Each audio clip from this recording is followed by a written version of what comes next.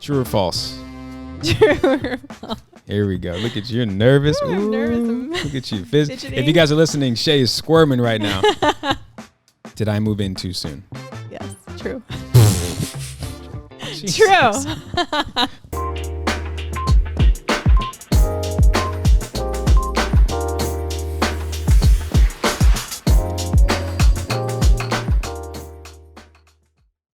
Ready? Would you like to intro?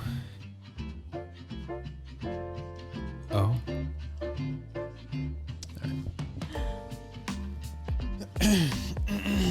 Welcome back, everybody. This is I'm going to leave that in there. I'm leaving it in. That's what she said. Welcome back. No, that's what he said. That's what they both said.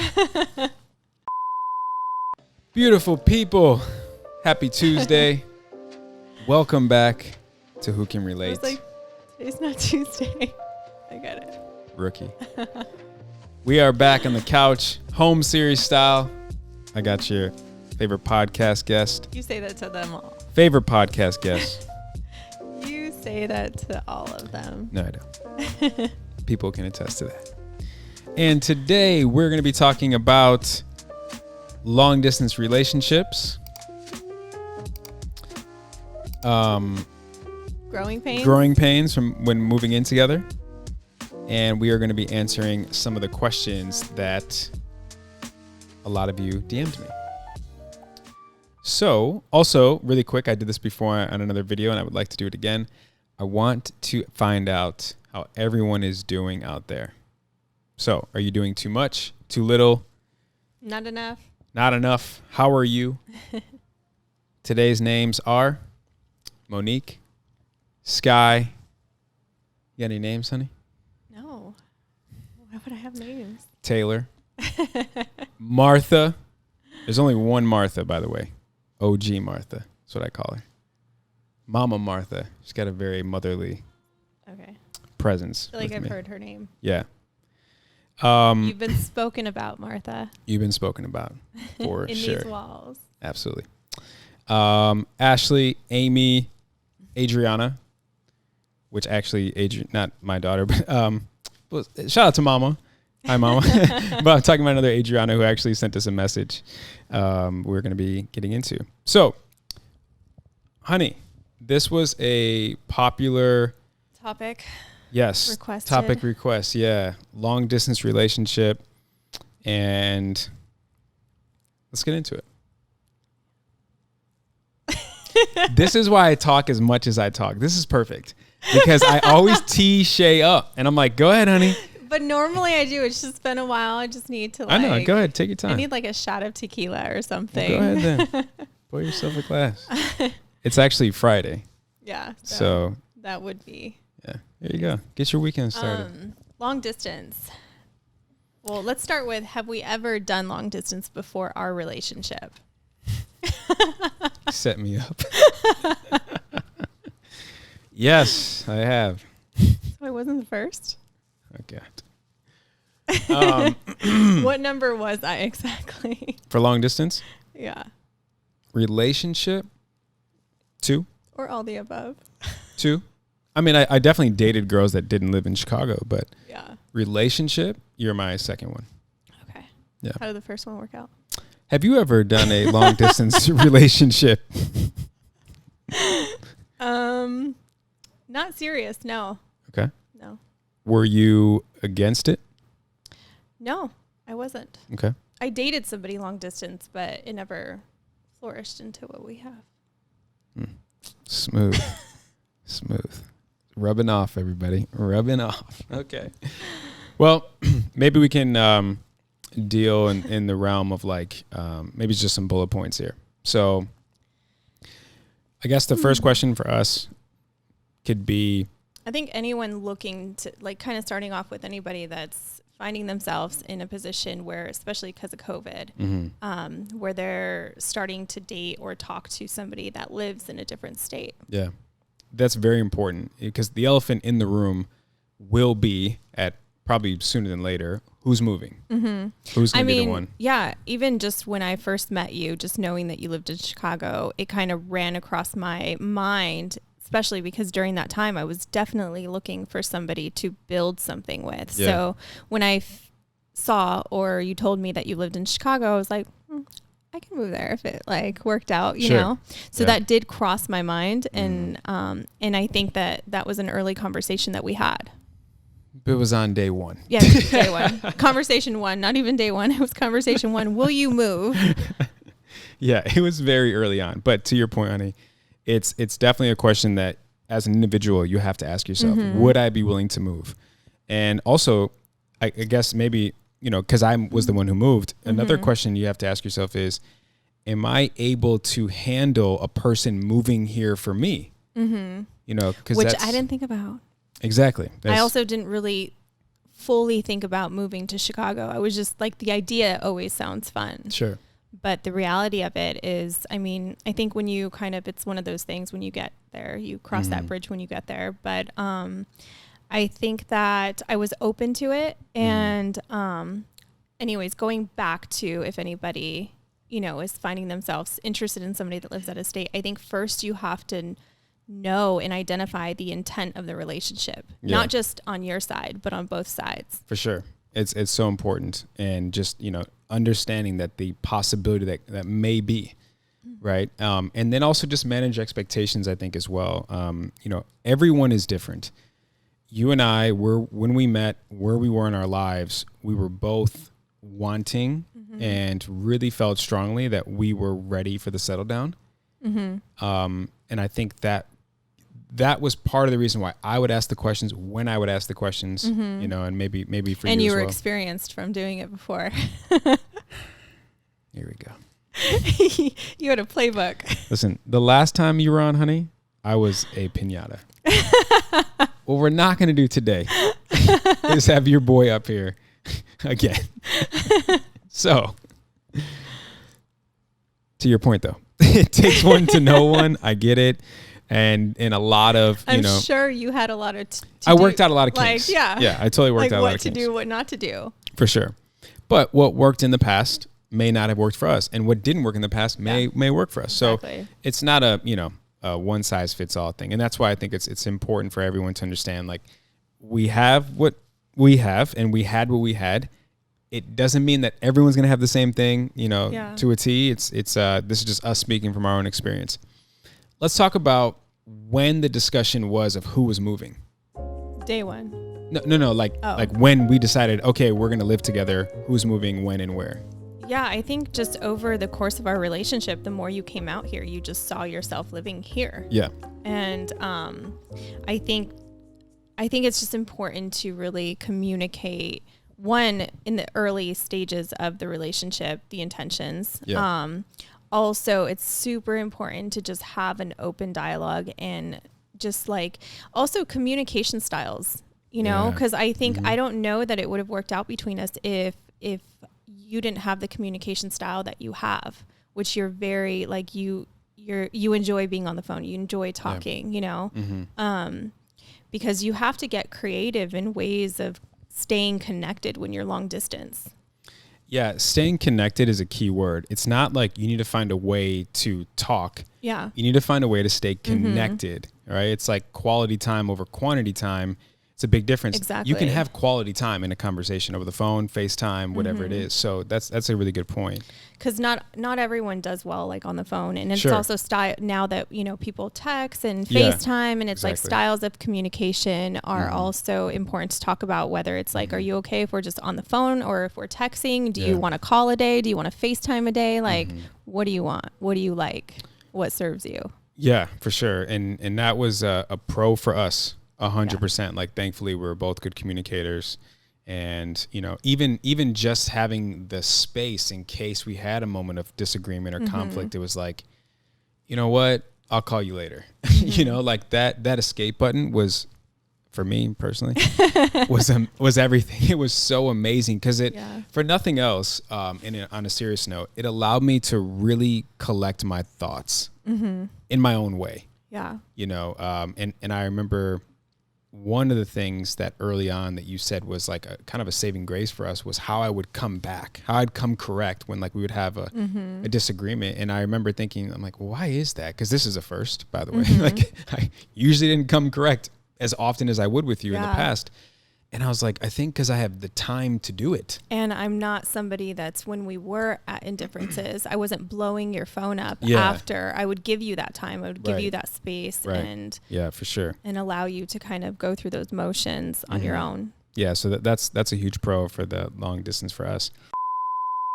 Beautiful people, sorry to interrupt this amazing episode with your girl and I, but we have another ad brought to you courtesy of Manscaped.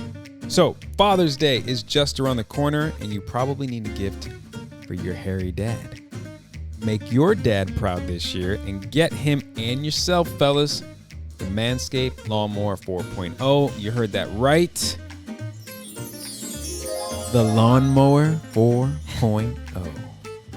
You know I got you covered with 20% off plus free shipping with the code JD20 at manscaped.com. That's JD20 at manscaped.com. Manscaped is the only men's brand dedicated to below the waist grooming and it just launched their Lawnmower 4.0. Their 4th generation trimmer features a cutting edge ceramic blade to reduce grooming accidents thanks to their advanced skin-safe technology. Those are the worst. Have I ever told you about my horror stories? No. Thanks to Manscaped, your boy won't have any accidents. Carry on. Well, this upgraded trimmer includes a multi-function on-off switch, which can engage a travel lock. This is a great feature if your father or yourself does a lot of traveling. That's me. Yeah, that is you. Lock that up, because there would be nothing worse than going through security and all of a sudden my toiletry bag is vibrating. Come on, man. Yeah. It's not a good look. That's happened to me. For your boy.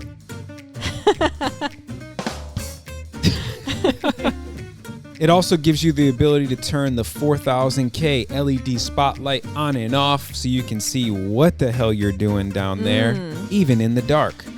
Because you know how the saying goes, honey. Direction is more important. I forgot. Speed. Speed. I was going to say speed. You don't watch the show. I was going to say speed. You don't watch the show. You don't even watch the damn show.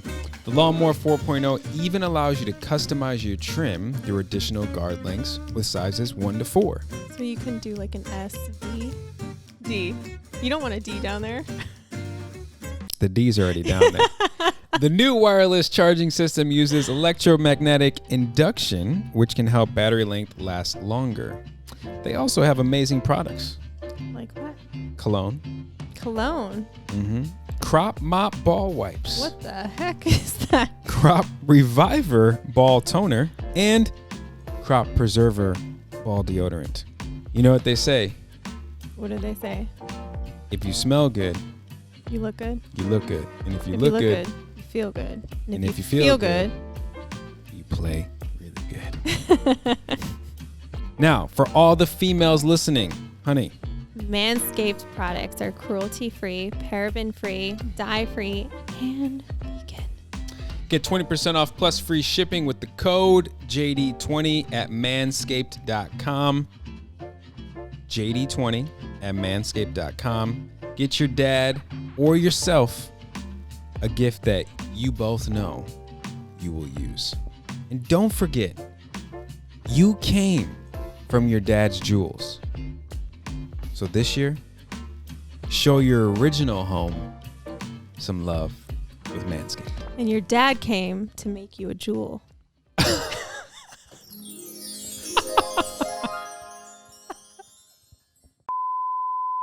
But again, back to like when is the right time, you know, to have the serious talk of who's going to move and when.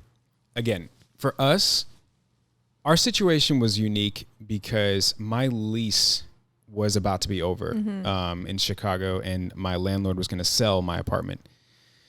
And I think I remember I found out in January, and I think he was going to sell in like April or May. It was like hit or miss. And I'm like, oh man, like, okay. So you flew out to Chicago like right when I had knee surgery. February. For my birthday. Yeah. And I was like, look, I'm pretty sure LA is probably the better move for us. No pun intended. I think that's the better setup. But just so we can cross our T's and dot our I's, I can take you around Chicago and show you some neighborhoods, some apartments. Like we can just, so we can just feel good about our decision. And as I hadn't looked for apartments at that point, a long time, like 4 or 5 years. I had no idea what the rent was. I was like, oh my God, we might as well live in LA. It was almost like the same price because I wanted us to have a building with a doorman because I travel a lot and I knew you were foreign to the city. Chicago is a amazing city. I love my city, but it's got its rocky parts and moments. We it is what it is. And so for peace of mind for both of us, we were like, we need a doorman just, for sanity. And anyway, so we just were like, look, my career, I think, would be better in LA. You've already established your career in LA. It would be more difficult for you to kind of start over than for me to get into a new market. I had an agency here already. I've had one for a while. I love my agents here and I know the market pretty well. I work here enough to know what it would probably be like if I did decide to make the full move. And I'm over talking right now, so help me out, honey. What happened after that? I think during that time too, I was completely open to moving to Chicago. You wanted to? Yeah, I wanted to. I wanted like a little bit of a change and I was just ready. And I thought that was going to be the easiest way considering the fact that you had your daughter in Chicago. So I felt like in that moment, if you moved to LA, it was just going to put more pressure on me and our relationship and just the feeling of knowing that you moved away from your daughter was killed me, Yeah. So that was like really hard, but I felt like all the doors opening were leading to LA and it kind of was one of those things that we just went with like where we were being guided to go. Yeah, and I think for me in the back of my mind, I'm like, we can always go back to Chicago. Like I had that safety blanket, that safety net, I guess. I think it would have been tough. Like if your landlord wasn't selling his place, I think we probably would have started in Chicago. But obviously we've never talked about this, so okay, the first actually initial thought that I had was no, but I don't think I would have moved as soon as I did. Yes, and that would have been nice. That would have been really nice. And the truth comes out. Here we are in front of thousands. Okay, here we go. No outline today. True or false? True. Here we go. Look at you. You're nervous. Ooh, I'm nervous. Look at you. If you guys are listening, Shay is squirming right now. Did I move in too soon? Yes. True. True. Oh, wow. Okay. You're right. But we all worked it out. Yeah. No, you're right. In all seriousness, we've had this realization recently that I think I moved in too quickly. For nothing else, I think this will tie in back to the long distance pros and cons. A pro for a long distance for me was that you can control the timeline a little bit. You know, like I could, if I didn't want to come see you, I wasn't going to come see you. If you didn't want to come see me, right? Vice versa. When you live together, you're quickly reminded that goes out the window. Yeah. You're stuck. So I was like, I don't want to see you, but I live with you. Yeah. You don't want to see me, but now I live with you. So that was like, I think, a rude awakening, mainly for you. I think it was tough because we got so used to being able to kind of disconnect from each other when we were long distance and we were at an indifference. And when you moved in, it became such a challenge where we couldn't escape. We couldn't escape. And we were being forced to rapidly go through, you know, the emotions and the feelings and talk about it when we weren't ready to talk about it. Yeah. A lot of times we weren't. Yeah. And that's why I only say I think it was a little harder for you because I had lived with women before. This was your first relationship where you lived with a guy. Yeah. And I think a lot of those challenges for me and growing pains for me, because it was a lot of small things I was, you know, uncomfortable with. And it really just came down to me realizing that I just wasn't ready for you to be here. It wasn't about the stuff you were bringing or the color of your towels or the size dresser that you want to buy together. It was all about me not being ready to make that kind of commitment with you. Yeah. Or maybe even compromise is maybe the other C word. I think because for you, this was, again, someone coming into your space who had as much of a right to change things, you know. And I've never, even roommates, I've never lived with somebody that was like superior, if not equal to me. Exactly. Yeah. It was always like, if I wanted a new couch, I would buy a new couch because they're living. And you didn't have to ask. Yeah. Yeah. So that was a growing pain for sure for us. And it gives me like the deep, like sigh. Still triggered, huh? I remember having a very important conversation with you when it was, you know, we can laugh now, but this was not funny back when. I mean, this was like our biggest challenge up to that point. I literally felt like my identity was being like taken from me. That's a bit traumatic, but I'm sure people can relate. I'm not being insensitive. I'm like it was not looking like my house. It was looking like your house. Yeah. And this is the conversation I had was basically like, look, this is temporary. I know this is your beloved apartment and I love it too. Yeah. But we rent here. Yeah. You know, like this is not our dream house. This is not our, you know, $10,000 couch that we want to buy that we're going to raise our kids on. This is everything that is in our space right now, aside from, you know, collectibles and stuff, is all temporary. So that realization, I think, helped because from there went from arguing about picture frames to towels to being like, okay, like it's not that big of a deal. And really it came down to you, again, as you just alluded to, realizing I am sharing a space with someone. I have to compromise with someone. That was the bigger issue. The picture frames were like surface. Yeah, everything. I mean, honestly, it was a lot of the stuff was so small, but in those moments they were like huge things. And I think that a lot of times, especially when things are really small, you really have to dig deep and figure out what the underlining issue is. Yeah. Whether it's compromise, whether it's afraid to truly commit or not being ready to. Sure. I just wasn't ready for you to move in. Yeah. Because I think too, like, I mean, if the roles were reversed and I was moving to Chicago and I'm coming like with all my stuff and it's just, I'm moving your stuff and I'm like, we're keeping this and we're getting rid of your thing. And it was a lot of that. And that's hard to go through. That's fair. And also I'll add to that. I don't think I've ever given you this, but although I've lived with women in the past, either they've moved in with me or we've gotten a place together. I've never moved into their place.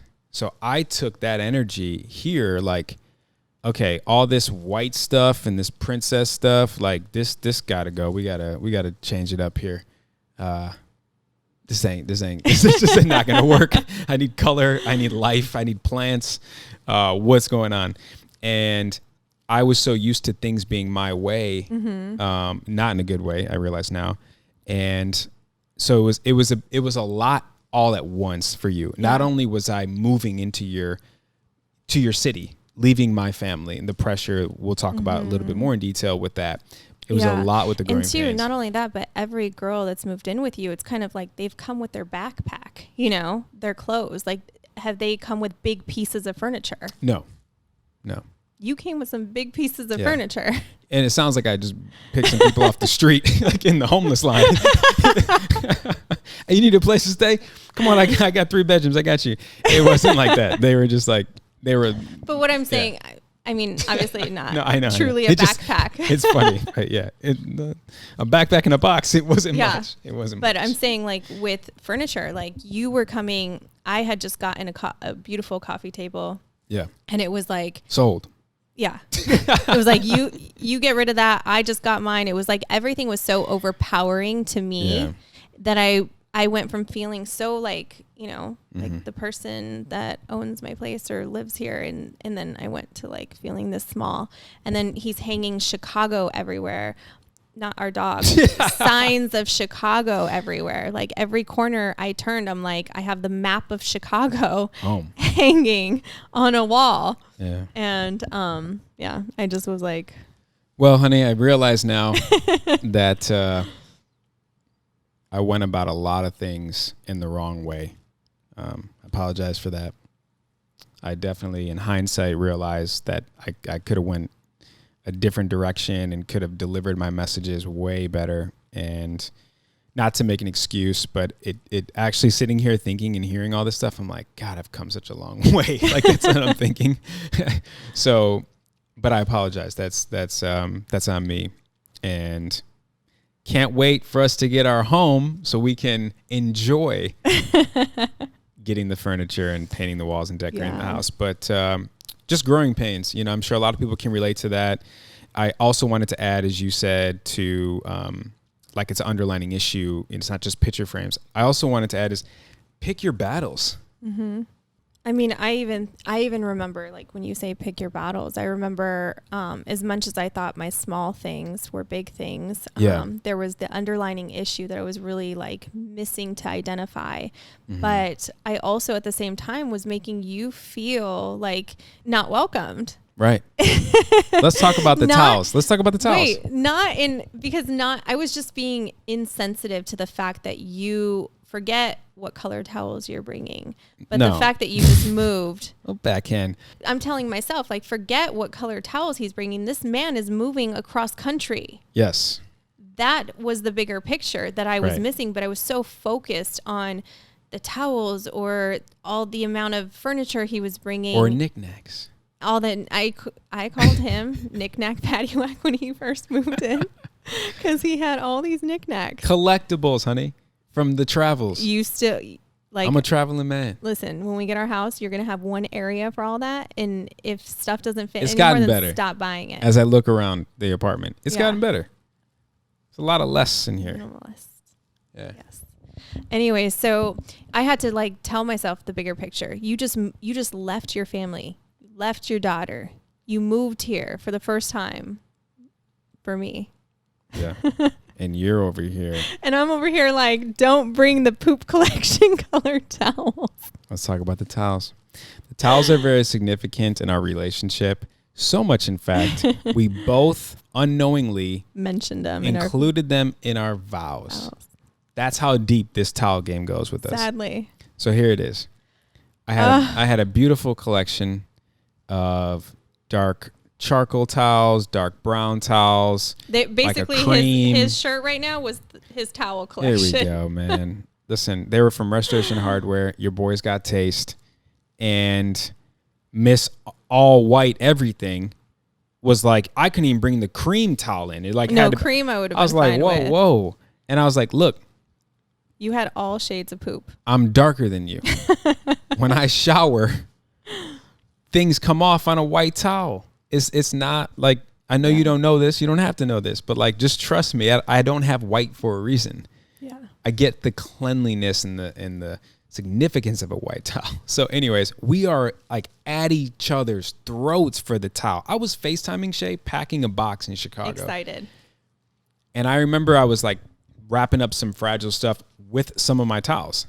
And I'm having a conversation. My mom's in the house helping me out. My family's there. And I was like, yeah, so babe, blah, blah, blah. And I'm like rapping away. So, what are we going to do when I get there? She goes, are you bringing that towel?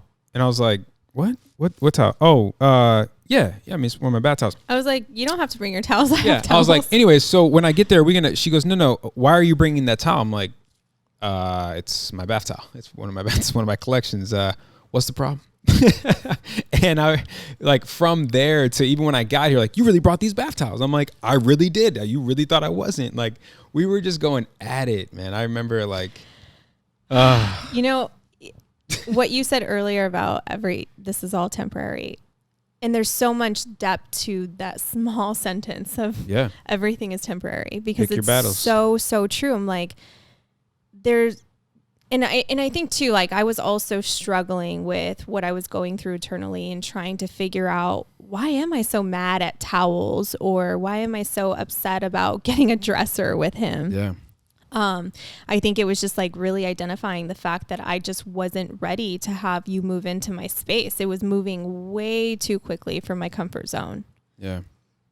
And I think once I identified that was when I was really able to release a lot of that pressure and stress behind it, because it's like, here we are. So this happened. Yeah. How are we going to make it work? And then when I got over that, Justin was like, let's get a dog. And then I proposed. And then he proposed. Yep. Within a 3-month span, he moves in, wants to get a dog, and we get a dog, which I'm so thankful and grateful for. And then he proposes. Which you're also thankful and grateful for. No good? But it was just like There's a crickets button on there. Hit the crickets. Everything was happening so fast and too soon. Yeah. Again, in hindsight, things may have been a little different. Again, if my lease wasn't up in Chicago, I don't know if I would have moved. But I do remember thinking too, like, all right, well, if I sign a year lease somewhere else, like, we're going to live together anyways. Like, is this like a waste of money at this point? Like, we just had this whole thing. But all right, so back to the like long distance pros and cons, ins and outs. Here's something that I definitely realized, and I'm sure you had some type of realization, but mine was, I think, more significant than yours. So whenever Shay would come to Chicago or I'd come to LA, she was always available, like for me, to me, like, hey, you want to do this? You want to do that? Yeah, let's go. I think it was because it's like, look, I'm only here for a couple of days. You know, let's try to make the most of the time. But when I ended up moving in, we had an interesting time because I was thinking it was going to be like how it's always been, which is like you're just always available. How did you think I made money then? Sugar daddy? No. It wasn't necessarily about that. It was just like you would still work in Chicago when you'd come to visit. Like, this is when I used to sleep in. So you'd wake up earlier than me, hop on your laptop, get some stuff done, and then you'd be available for me. And I knew it wasn't going to be every single day like it was when we were, you know, visiting each other. But the point is, I just remember being like, oh, man, like, this is a different Shay. Like, this is a different part of our relationship. Like, where when I'm home and not traveling, I'm like, I want to see you. You know, you can technically kind of make your own schedule. And when I didn't really receive that, I was like, God, this is weird. Like, I wasn't prepared for this kind of thing, you know? And I think for you were like, what's the problem? Like, you probably knew that this was going to happen. You're like, oh, thank God he lives here now. Now I can work even harder. Yeah. And I was like, no, I moved here. Let's spend more time together. Yeah. You know? So there was this disconnect and misunderstanding and mismanaging of expectations. And it really was highlighted during the pandemic. When you were home, working from home, I was doing nothing. Couldn't model. This was before the podcast game. And I'm like, spend time with me, you know, like, what are we going to do? It's just us, you know, we're locked up together, you know, and you're like, I have to work. And it was a challenge. I think we've talked about this before in the past, but I just wanted to allude it to like, and connect it with just long distance and how I think it's easy to just have the idea of what the relationship will look like when you're long distance, because you don't really know until someone moves. Yeah. But manage expectations. Don't ignore the flags, whether they're red, yellow, or green. Don't ignore them. And don't be afraid to inquire about things. Don't be afraid to use your voice when it comes to things that you may not really align with or that have like low key bothered you, but you're like, he leaves Tuesday. I don't want to bring it up, or she's gone and, you know, tomorrow I want to end on a good note. Like, don't ignore that stuff, because if you feel it now, it will probably be prevalent when you actually live together. Yeah. I mean, that's one thing that maybe surprise visits will help, because with surprise visits, I do not encourage surprise visits. But I'm saying like going back to like, you actually did surprise visits on me. I'm just kidding. I never did a surprise visit on you. I'm just kidding. But that can, because I was going to allude to the fact that, you know, when someone comes into town, you don't really know how clean somebody is because of course when you know that they're coming into town, you're like, you know, cleaning up and stuff like that. But a surprise visit, when you show up, I bet your intention with that surprise visit was like, let me see if she leaves clothes on the floor. Yeah, I've had that in the past, not with you, but I don't even know. But going back to the whole work mode Shay, that I was given that name during that time of you moving Real estate Shay, which I might brand that.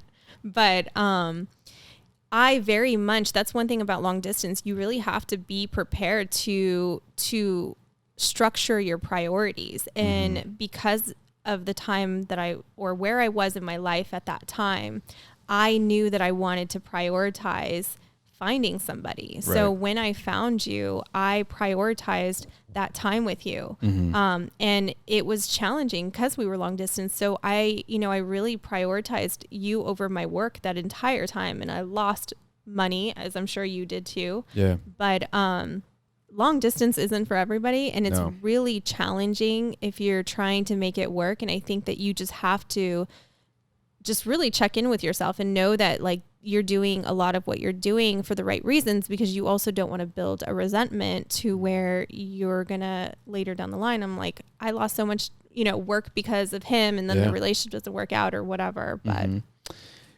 that's really loaded, all the things that you laid out. I want to go into, as much as I appreciate the sacrifices that you would make, I'm sure vice versa.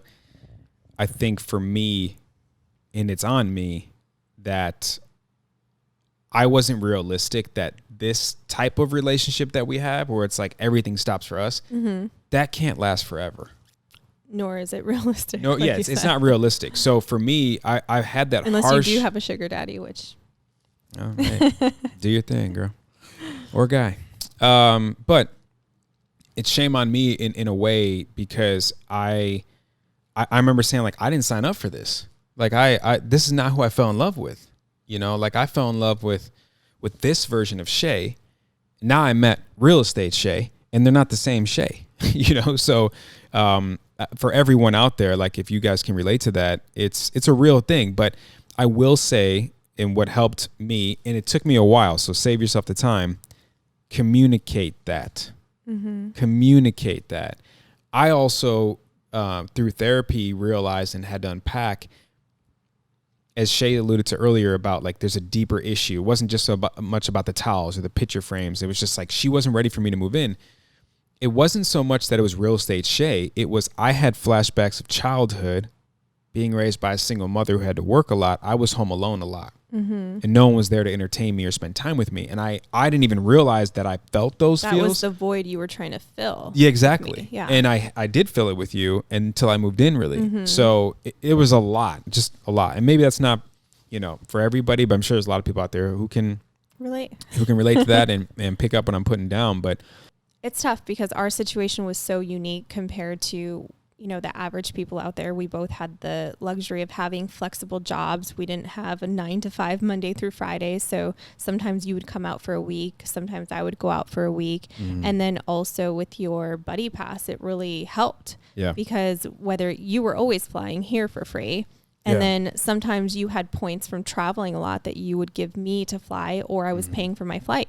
We were seeing each other at least once a month, but that once a month was like for an entire week. Yeah. And sometimes it was twice a month, where you would come anytime you had a break in your schedule or I was able to come out, we would work it out. Yeah. Yeah. Again, it's like, I made my own schedule. You made your own schedule. We were just thankfully in a different, like, unique situation. So, it worked for us. And even with that being said, like, I had a good time with long distance. I never was like, I hate this. I loved it. I think it.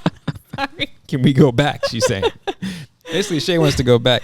No, I loved it. But I think I I enjoyed my space. I actually don't think I realized how much I enjoyed my alone time until you moved in. Yeah. I hear you. Trust me. But but I also think that it really, for the right couples, for the ones that are really taking the time to talk and get to know each other, it really allows you so much time to really communicate if you're communicating the right way. Yeah. Which we did. Mm-hmm. Thankfully we did. But that's why it's important. Not only do you have to have trust, but you have to be secure in yourself, because when, I never felt when, let's say, when we were long distance and I'm calling you and you're not answering, or, whatever time, or you're being weird, your energy's weird. I never got an anxious feeling within myself where I was like, oh my God, something's wrong. Like, why isn't he calling me? Like, and I think that that's also important, because then if I was that way, that would drive you away. Yeah, 1000%. Yes. And I agree. Secure within yourself, trust, communication, honesty, and really be present when you are together. I know that's like obvious, but it could be difficult. You could have a stressful week and it's like, oh no, like I forgot Justin's coming in town. Oh, okay, how are we gonna and then when I'm present, when I'm here rather, you're not present. It's like you really want to try to give that person, when you're together, your undivided attention. Because it's like that time is so limited. Yeah. Yep. So it's not for everyone. Not for everyone. It was for us for the year that we did it. Honestly, if we had to do it all over again, I would. I enjoyed my time too. I enjoyed my space. The thing that I didn't like about long distance, I will add this. There was no courting. Yeah. There was really no I'll pick you up at 7. I know, that does suck. We missed out on that. Because I was going to roll up like Usher. 7 o'clock on the dot. I'm in my drop top, cruising the streets. I got it. So I wish I could have picked you up, taken you out, and then dropped you off, and or the luxury of just being in the city together and being like, hey, what are you doing tonight? Oh, you want to come over? Like, we never had that. I know. So that does suck. That is a thing that I wish we had. Maybe we should get 2 different places. I would love to. When are you serious? No, but I'm low key not ruining it out. But I will say that Shan, Jared's wife, shout out to Shan, she taught me about LAT, L-A-T. Did we talk about this? Yeah. Living apart together. Yeah. I couldn't do it, honey, because I'd miss you too much. And I feel like we could do it. Oh, we definitely could. What about Playa? I keep him. If you guys are listening, Chicago's looking at me like, Dad, are you serious? You're going to move out? You're going to be another statistic? Don't leave me, Dad. I got you, Playa.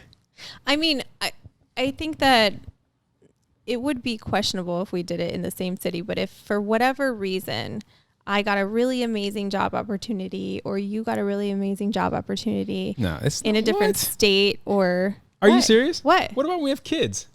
I'm saying right now. Oh, hurry up then. If you had a really good job opportunity, or I did, and you had to move away, or I had to move away, I feel like we would be able to make it work. Totally, yeah. And we would enjoy it. At least I would. No, but it actually makes me think, because this was something we also realized as part of Growing Pains when we moved in together. I was like, oh, I'm reminded now of how much I like my time at home alone. Right. So in the past, and even in our relationship, I was like, I kind of need some space. I need some time alone in the house. And you were like, you just were gone for a week or two. Like you had all the time alone. I was like, I know, but it's not my home. And I'm different. Over here recharged. I had all this time. Yeah, she's like ready to go. And I was like, can you go to your mom's? But no, it's just communicating that with your partner. Like, you have to grow to miss the person. Yes. And again, I travel a lot, so that's never going to pretty much change for us. But I do love my time at home alone. And so it's like, whether you do a girls trip or you go see your mom or whatever the case is. But yeah, the point is, I think anybody enjoys their time at home alone. I'm sure. Hopefully. But that living style, you down, love? Hey, now. Okay. Well, next episode will be via Zoom. Oh my gosh. Oh man. Okay. I feel like I would be able to do it more than you would. You would be surprised. Trust me, love. I am good on my own. You don't understand. You were more the one wanting to come see me that when we were long distance. Of course. So. Well, part of that was La La Land, but now that I'm in La La Land, and also it was like. But even me going to Chicago. Yeah, no, I for sure. I mean, again, I would be down to do it because I missed the courting stage. I like would love to like date you in that way. I think it's important if you ever were to do that, or you just like what we started with, you really have to find ways to stay connected. Yes, right. Well, what are you singing? Distant Lovers. Why do you keep? I Oh, don't know. Distant Lovers. You're putting that out there into the universe. No, we're talking about long distance relationships. Naturally, that song comes to my head. You were talking about scooping me up, and naturally, the Usher song came to your head, right? Gotcha. Thought you were throwing out the signs. Mm-hmm. Distant lover. Well, we want to segue into kind of a Q&A. So a couple of days ago, I posted on my story, what does everyone want us to talk about? And so we have, I think, 5 or 6 different topics, and we're going to try to implement these every now and then in our home series. But what? Gonna try not to be a used car salesman here, but I don't. I've alluded to this before in toxic relationships that I created a consultation business. A lot of my clients hate the word consultation. They're like, it needs to be more of a mentorship title. Like it's coaching. Coaching? Yeah. I feel like everyone's a coach, so I don't want to like loosely throw that out there. But nonetheless, it's a one-on-one consultation, coaching, mentorship, where it's via Zoom, and it could be just me and you, or it could be me, you, and Shay. Are you going one-on-one, babe? No. You don't do one-on-ones? No. Sorry. So, anyways, want to throw that out there. The link is right here. Put it right here. Like I'll Vanna put it. White. Go ahead, get your Vanna White on, love. There you go. I'll put it in the show notes, and it's also on my Instagram in my bio. It's the you click the link. It's the first thing. So, just want to throw that out there. Throw it out there, babe. I hate. It's just awkward. It's money involved. But we want to help people. That's the main goal. I mean, tell people why you started, how you started, because it wasn't something that was kind of in the. The consultations.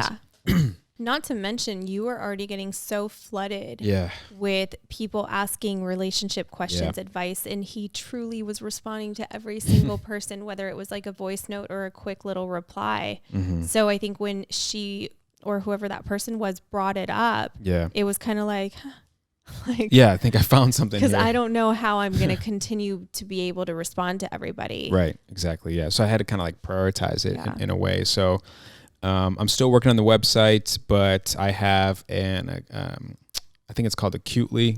I don't know what the system is. Mm-hmm. Shout out to Krizia who set it up. But you can go on this calendar. You can book your session again with just me or with me and Shay, and the pricing's on there and everything. But I'm working on the website to be more personable. You know how I am, and I can't just like say, here, click here and pay here. Like I'm not about that life. Mm-hmm. But I had a very hard time asking for money. And I'll tell everyone why. Maybe people can relate to this. Truth is, I would do this all for free. I mean, I basically am. For years. Yeah. With your friends, Oh, no, yeah, for sure. I've been this person for friends. But I'm saying I would do this, the podcast and like consultation. I would do it for free. Wholeheartedly, I honestly would. But I want to do this full time. And we have bills. We have goals. We have things that we want to achieve. And I know that costs money. So in order for me to show up more for everyone else, I know that I have to start charging, in order to be more available and so on and so forth, and to be able to create more content more consistently and not have to worry about modeling or going out of town, et cetera. So I realized I had to put a dollar amount there, and I know that what I have to give is valuable. So there's obviously that part of it too, but I'm just being full transparency. I really had a hard time with it. In fact, this is the last thing I'll say about it, but a lot of my earlier clients were like, thank you so much for the session. Can I just add something? I'm like, of course. And they're like, your rates are way too low. And I was like, what? Really? And so I raised them a little bit, but the clients are coming in, honey. Yeah. You and I have had like 6 or 7 sessions. I usually have one a day at least, if not sometimes a couple. And it's been great. We want to try to create some type of like boot camp in case people can't afford the one-on-one session.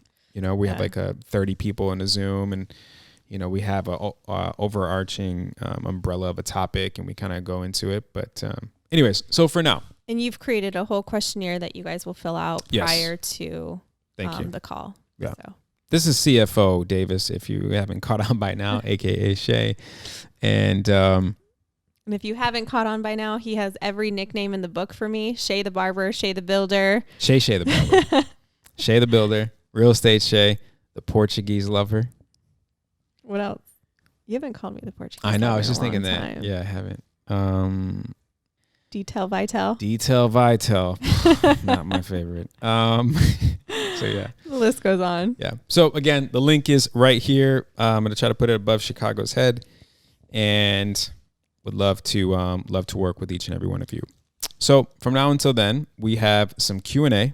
So honey, if you want to bust out the questions. All right. Our first question.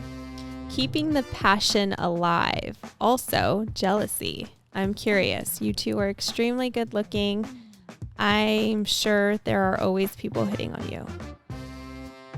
Well, COVID put a stop to that.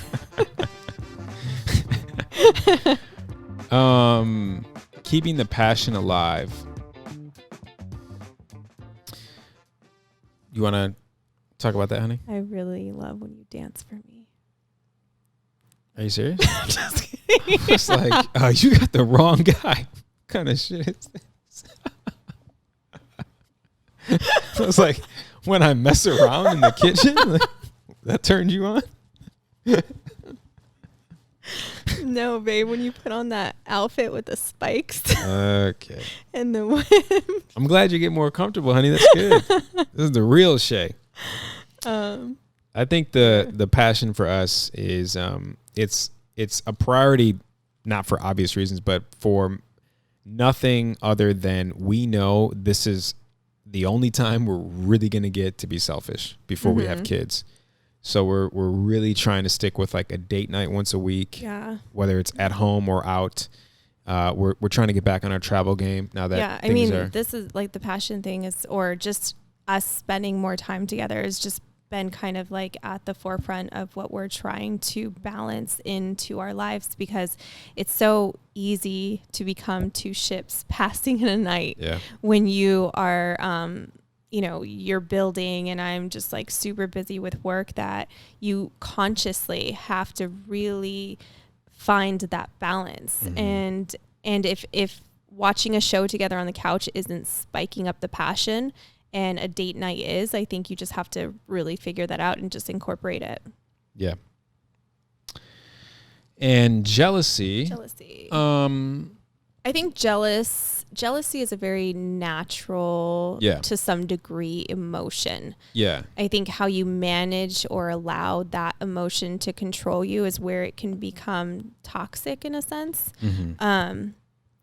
Because it's very natural to kind of feel a sense of jealousy in any kind of situation. But I just have to revert back to like, I trust you. I feel confident in what we have and what we've built together, and how much you just talk to me, I guess. Yeah. I mean, we've earned each other's trust. Jealousy is a natural human emotion. So it's like, just if you do feel some of it, don't shy away from it. Don't try to suppress it. I think as long as you don't let it, over control you, then, But yeah, it's as far as like people hitting on us,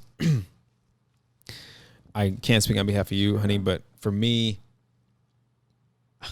I actually haven't gotten hit on as much as I used to. It must be the wedding ring. The one that you're not wearing? Right. Because I'm here with you, love. It's no threat. Yeah, I don't know if it's that or hell, maybe I don't know. I'm fading away. No. I don't know. No. I think COVID, number one. Everyone's my mask. Yeah. Everyone's in masks. Everyone's social distancing. Everyone's not sure how everyone else feels. So I definitely think that puts like kind of a damper on things. Yeah. But yeah. Yeah. So, but yeah, it's never been a situation where it's like, where you going? Why are you dressed like, I've never been that way with you. I feel like once we've established that foundation of trust, I think that just naturally kind of goes away. Mm-hmm. Yeah. Yeah. Next question, honey. Next question. Okay. The other question is, how do you discuss or come to a conclusion when you disagree with each other? Also, how do you know if it's the ego speaking? Well, it used to always be the ego speaking. For me, it was always the ego language. I'll try to give cliff notes here. For me now, I think for us rather now, it's thinking in the long term, not the short term. That's a good one. When it comes to disagreeing, in the past, I used to be like, okay, well, I'm out. You know what I mean? Like, because I wasn't either both feet in or we were so early on that I'm like, this ain't even worth, And I also used to think, it wasn't me, it was them. But thinking in the long term, not the short term. Also, like, as we've learned in marital therapy, we've brought this up before in the past, that we need to run towards the problem together, not let it cause a divide between us, and then for us to isolate or deal with it in like an individualistic manner. Listening to understand as opposed to listening to reply is another big one. That's a good segue, because what my thought was going to be to that question of how do you discuss or come to a conclusion when you disagree with each other is, I would say that adding to everything that you just said is also allow yourself to really process what your partner is saying to the point of understanding them from their perspective, their side, their experience, their feelings, not subjective to only you. Just really opening yourself up to that side, to their side, is key. The second thing I would say is sometimes the solution is the understanding, and it's not an actionable thing. Yeah. That one hit home for me too. I know everyone right now is like, "Ooh, that's a good one." Like, I remember when I first heard that, I was like, "Oh my God, this is gonna make my life so much easier." Because I used to always think it was like an actionable thing. Like, where's the solution? Where can I find it? How quickly can I get it to you? And you and I struggled that for a long time, because you always thought that it had to be I'm like, no, just listen to me, just understand what I'm saying, and then the problem is solved. It could all be so simple, babe. It could all be so simple. So we got that one? Yeah, that's good. Oh, so the second part of the question was, how do you know if it's ego speaking? Yeah. Ego protection is a real thing, and I was very good at it. So when it was ego speaking for me, it was always about trying to be right, and no matter what, like winning the argument and winning the disagreement, instead of coming together and finding out what works best for us and not just trying to be right. And how does one identify that? Therapy. For me, it was therapy.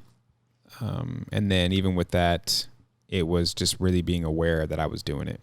Like, a lot of the same narrative was I was reminded of, like, in relationships. Like, I can't communicate with you. Like, I can never win with you, and I'm not even trying to play. It's like, it was a lot of the same conversation. And I realized that, as you also taught me too, you can have two different experiences in the same event.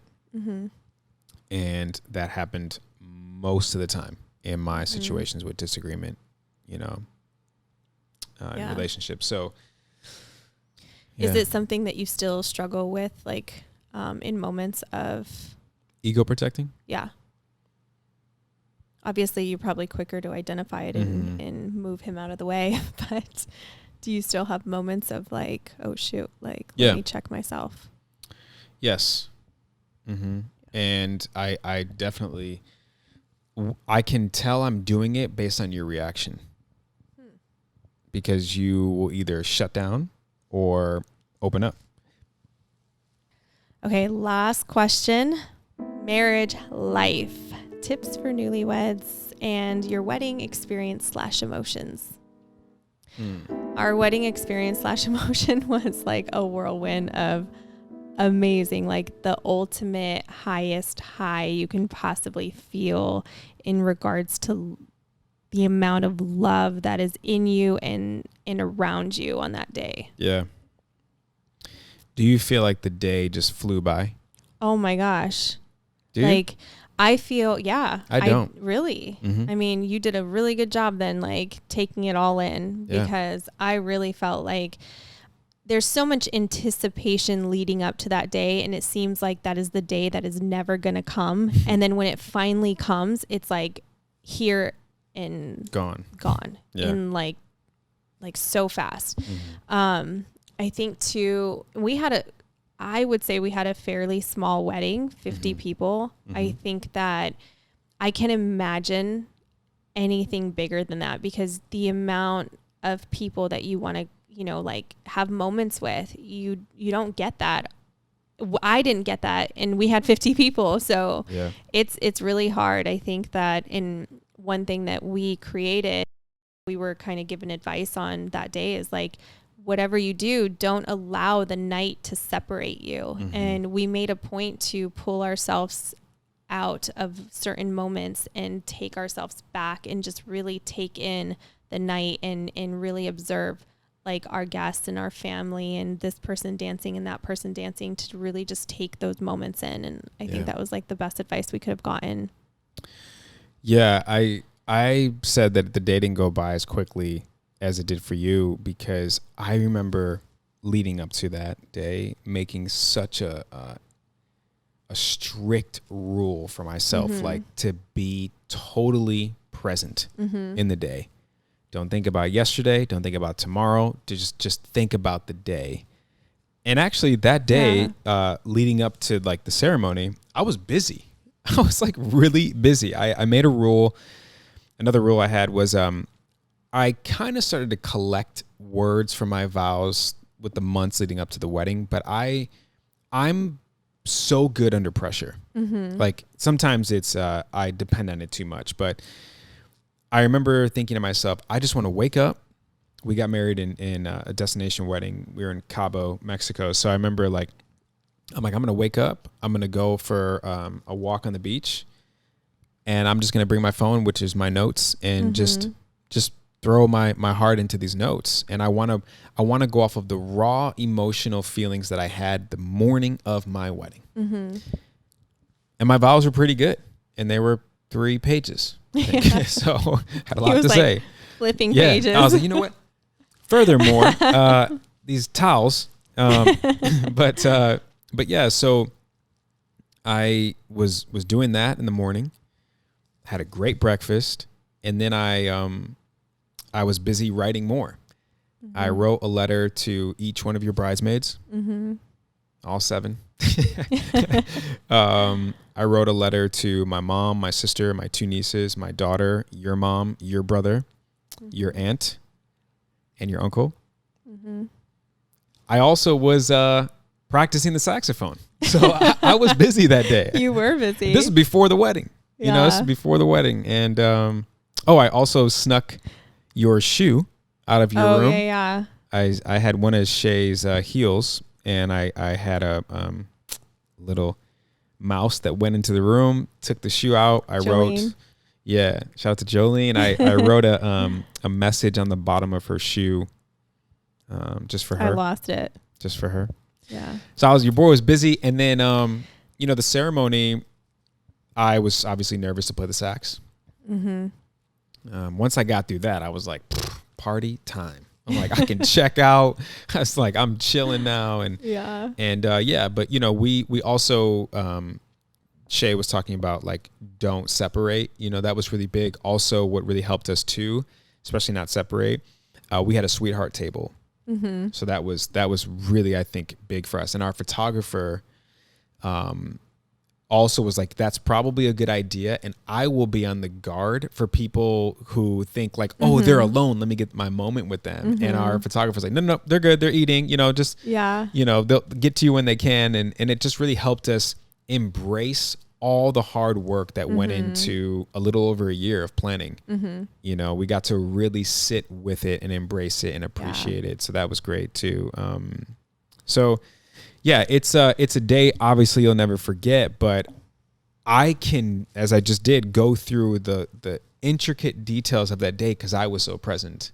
So I just encourage brides or groom. I know like brides like, okay, but you're a groom, but your boy was like an active ass groom. Okay, it was just some dude. I know, I was just going to say, I mean, that's the advantage of being a guy because like, meanwhile, you're doing all these things. I'm getting hair and makeup done and I have like so many people in my room. So maybe that's like... Yeah, I mean, you obviously had less time alone for sure to yourself. But even when we were together, even when we were in front of people, like I was just so present. Yeah. I remember every conversation. I remember people were wearing, like I was just like locked in. I didn't even pee that night. Right. Which is crazy. Like I did not go to the bathroom, not once, not to fix my makeup, not to pee, not anything. Yeah. I was really like taking advantage of every second. Yeah. It was, as we've been told from the guests that were there, it was literally magical. I feel like I went through a period where I like mourned my wedding because it was over. It was so great. Like where you just miss it. You want it back. You want to relive it. Like you're mourning your wedding. Like I wonder if that's like a real thing. I need to look that up. Maybe. Yeah. And we haven't even done a honeymoon. No. And that's what I was going to say is like my new thing is because we had a destination wedding, we wanted to wait to go on our honeymoon, especially because our wedding was in October. Holidays are right after. It was really hard for us to take a honeymoon right away. So our honeymoon was supposed to be in May, which is when COVID happened. But I was telling him the other day is I think anybody that comes to me for wedding advice, I would probably recommend do your honeymoon right away because there's nothing more special about doing that while you're still on your wedding high. I think that's just, there's something special about that. So that's my new advice for anyone that's getting married. Yeah, I think like tips for on your wedding day. Things will go wrong. Things will go wrong. It's not if, it's when. Yeah. Everyone says this, or just add us to the list. It may be huge, it may be small, but things will go wrong. Roll with it. And honestly, like all of the little things that we were so particular about when planning the wedding. Yeah. Like you don't care on your wedding. Like we had our welcome sign completely break. That welcome sign probably cost us, I don't even know, but it's like, and nobody knew it was missing. Yeah. They didn't even tell me because they didn't want me to like be stressed out about it until like after the night. But it's like all of those little things that you think are important when you're planning, it sometimes just doesn't even matter. Yeah. All right, beautiful people. That is it. It is a wrap. That's a wrap. We actually have a date night planned, so we got to get going. I hope this episode helped out everybody with all the messages. I'm sorry it took so long to bring Shay back on. It's been 2 months since you've been on. Really? Which leads me to asking the people, how often would you like to see my beautiful wife on the show? Once a month? What are you thinking? Once a month is good. Once a month? Yeah. So I can't believe it's been 2 months. Been 2 months, 8 weeks. Wow. So who's counting. Hey. If you guys would like to see Shay on the show more, please write that in the comments. And yeah, until next time. Hopefully the long distance episode kind of like really helped people. Yeah, for sure. It's been one that was requested for a while. I know. I hope we did it justice. Yeah, I know. Like, we didn't outline it. Like, yeah, we just wanted to speak from the heart and again from our own personal experience. So it's like, yeah. But I think we did a good job. Okay. So, anyways, until next time, have a beautiful rest of your Tuesday or whatever day you're listening. Hope you all are safe and well. And we will see you when we see you.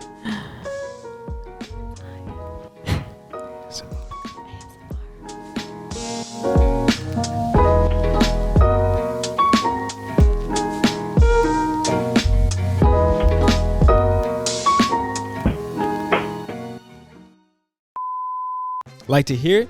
Here it go. It didn't even make sense. Yeah. Your dad came to make you a jewel? Yeah, you're a jewel. And by your dad coming, he made a jewel. Yeah. All right, should we run through it again or? Yeah. Okay. Here we go. Beautiful people, sorry to interrupt. Jesus Christ. It's amateur hour? It's the line. Oh my God. Beautiful people. Huh. So make your dad proud this year and get him and yourself the Manscaped Lawnmower 4.0. Wait, why would they be You getting... heard that right, Shannon. The Lawnmower 4.0. I don't really get ear hairs, but I know you can do it for that. My nose hairs for sure, because I can't get them with like, you know, my beard trimmers. So there's an attachment for this that I can really get in there. Nice. Yeah. Back to the lecture at hand. I want to say, babe, thank you For what? for getting Manscaped. Okay. See? Enjoy the show.